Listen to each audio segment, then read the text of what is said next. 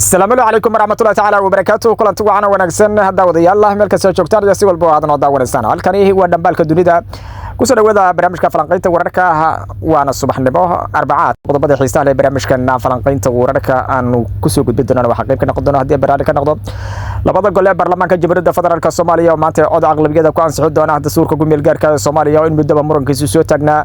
buuq fara badan oo ka taagan golaha shacabka iyo sidoo kale qaar ka mid ah xildhibaanada oo ka gududsan wax ka bedelka dastuurka iyo sidoo kale ansixintiisa ayaan daawadayaal halkaan kugu soo gudbin doonaa hadii barnaamij ka noqdo sidoo kale waxaan eegi doonaa khilaafka ba'an iyo sidoo kale xiisada ka dhalatay cilintii xildhibaanada ka soo jeeda maamulka Puntland ee iminka ku xayiran garoonka diyaaradaha ee magaalada Muqdisho halkaas oo ay xooggan ay u soo jeediyeen dawladda federaalka Soomaaliya kuna tilmaameen inay dawladda federaalka Soomaaliya ay doonayso inay afduubto qaar ka mid ah xildhibaanada baarlamaanka Soomaaliya ee gaar ahaan ku soo jeeda Puntland wararkii ugu dambeeyay weerarka xalal lagu qaaday mid ka mid ah la taliyaasha madaxweynaha maamul goboleedka Puntland Saciid Cabdullaahi Dani ayaan daawadayaal halkaan kugu soo gudbin doonaa hadii barnaamij ka noqdo sidoo kale waxaan inahaynaa dastuurka gumeel gaarka Soomaaliya maanta la ansixinayo qodobo waaweyn ayaa ku qoran oo saameyn togan ku yeelan doona qaar ka mid ah madaxda maamul goboleedyada dalka oo guud ahaan ba magacoodii iyo titilkooda meesha laga saaray hadalaynta ugu sareystay ee maanta Soomaaliya ka taagan ayaa ah wax ka bedelka dastuurka falanqayn kooban arintaas aan ku eegi doona ayaan daawadayaal kugu soo gudbin doona barnaamijka falanqaynta wararka inta daqiiqada hawada ku jiro marka daarabtan xasanaya halkaan kaga tibidina fadlan aad ku cusubtay YouTube-keena dambaalka dunida subscribe saar sidoo kale page-keena dambaalka dunida soo follow soo dhe barnaamijka kale bulshadana waa arkay doontaan marka la reebada karibi Soomaal maqbuul ayaan daawadayaan inay hawada ka leenahay soo dhawaada daawadayaal una diyaar garooba qodobada maqasheen oo intaasi ka faahfaahsan waxaad daawadayaal aan ku bilownay labada aqal ee baarlamaanka Jamhuuriyadda Federaalka Soomaaliya ayaa maantay u ballansanay inay cod aqlabiyada ku ansixiyaan dastuurka ku meel gaarka ee Jamhuuriyadda Federaalka Soomaaliya oo in muddo ahaa mid ku meel gaar ah murankiisu taagnaa in fara badan la isku qabsan jiray maamulada Puntland iyo Jubbaland ay si weyn kaga soo horjeedaan kuna tilmaami jireen inuu yahay mid Xasan Sheekh soo qortay oo aysan ahayn in lagu maamulo dalka Soomaaliya marna uu san istaahilin labada aqal ee baarlamaanka Soomaaliya ayaa maanta u ballansan inay si aqlabiyada ay ku ansixiyaan dastuurkaasi asagoona meesha ka saari doona ku meel gaarnimadii dastuurka ku meel gaarka dawladda federaalka Soomaaliya in muddo gadaal ka tumbaarin sida meesha looga saari lahaa ku meel gaarnimada dastuurka oo in muddo ku meel gaar ahaan project ama mashruuc lagu qaadan jiray lacag fara badan dalalka caalamka looga qaadan jiray laguna sheegi jiray in lagu dhameystirayo dastuurka hase yeeshee dawladda madaxweyne Xasan Sheekh Maxamuud ayaa ku guuleysatay in ay meesha ka saarto ku meel gaarnimadii dastuurka iyadana maanta ay labada aqal ee baarlamaanka Soomaaliya si waafiya oo aan kala har lahayn la filayo inay u meel mariyaan hase yeeshee daawadayaal wali waxa laga soo dhaxwarinaya baarlamaanka Soomaaliya inay ka jiraan qaar ka mid ah xildhibaanada golaha shacabka iyagoo gadood ka muujinaya arintaasi oo kuna tilmaamaya inaysan marnaba aqbali doonin in baarlamaanka Soomaaliya maanta la ansixiyo dastuurka meel gaarka qaar ka mid ah xildhibaanada qaar ahaan ku soo jeeda maamulka Koonfur Galbeed ayaa qaarkood laga soo warinaya inay xogaa kaga yara gadoodsan yihiin hase yeeshee kulamo ugu dambeysay gudoomiyaha golaha shacabka baarlamaanka Soomaaliya oo la qaatay xildhibaanadaasi ayaa la soo warinaya arintaasi xal laga gaaray isla markaana ay ogolaadeen in maanta ay wax ka bedelaan isla markaana ay labada gacnood u taagaan dastuurka ku meel gaarka taasna uga baxo ku meel gaarnimadii dawladda Xasan Sheekh Maxamuud ay noqotay dawladii ugu horeysay ee dastuurka dhameystirta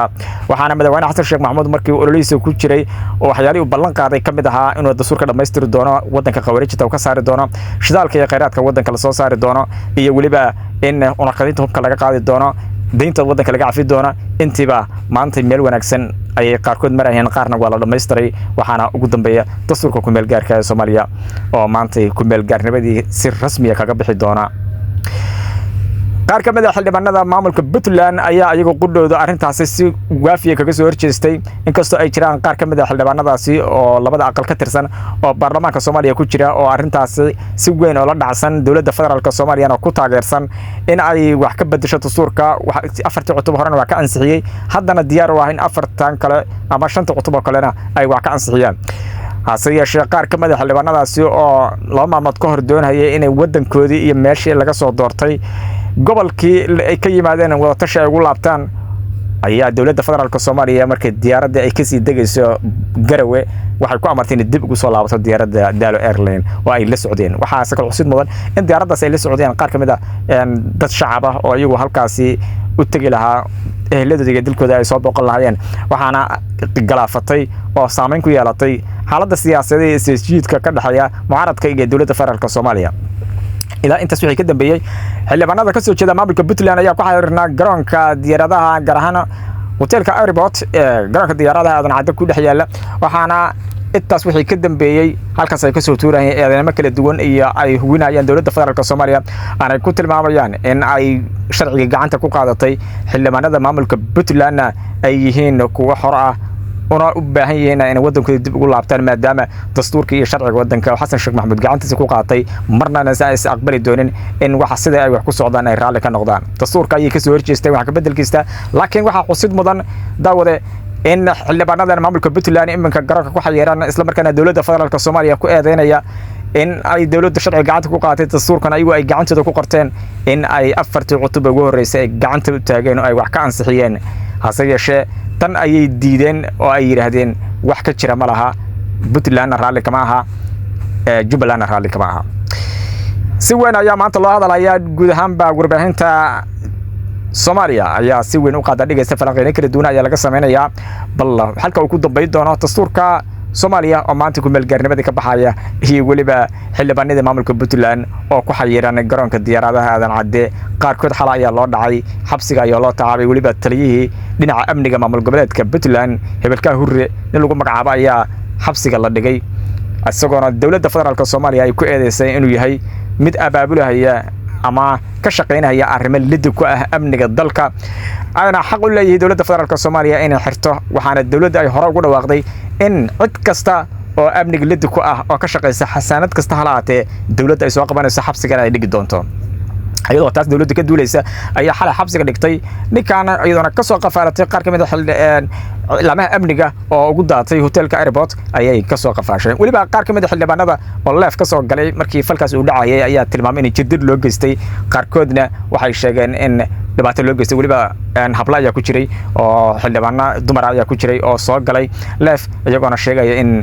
la dharbaxyeeyay daqarana loo geystay hase yeeshee dowladda federaalka Soomaaliya ayaa dhowr jeer hore waxay hore ugu celcelisay in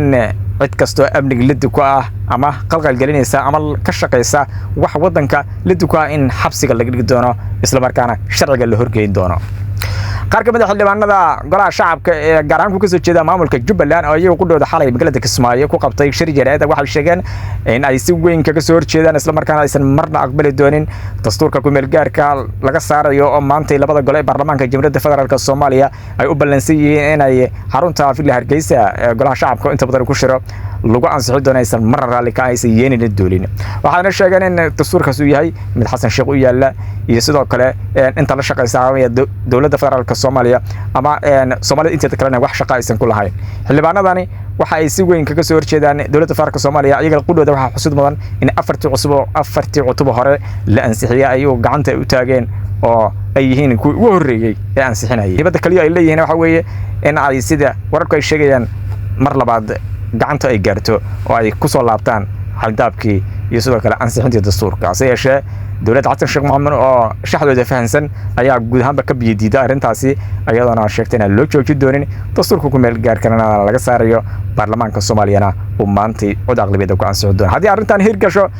madaxweyne Xasan Sheekh Maxamuud ayaa jooga guul siyaasadeed iyo dhibco siyaasadeed aad u waaweyn iyo meel aan waxba laga qaban kareyn qaylada iyo dhibaato iyo shirarka jareed oo la qabanayana aysan waxba ka bedeli doonin waxyaalaha lagu xusuusto Xasan Sheekh Maxamuud dadka siyaasiyiinta Soomaaliyeed ama falanqeeyaasha arrimaha siyaasadda Soomaaliya ka falanqooda ay ku tilmaamayaan iyaga wax kamid ah madaxweyne Xasan Sheekh Maxamuud inuu leeyahay waxa loo yaqaan ku dhac iyo inuu doonayo inuu hirgeliyo waxa markaas uu damacsan yahay ee dawladnimada iyo dadka Soomaaliyeed danta u ah aan cidna kaga haybeysan wax kasta ay la gashana uu samaynayo si weyn ayaa arrintaas loo hadalayaa daawade intaas ayaanu ku soo gabagabeynaa barnaamijkeena falanqaynta wararka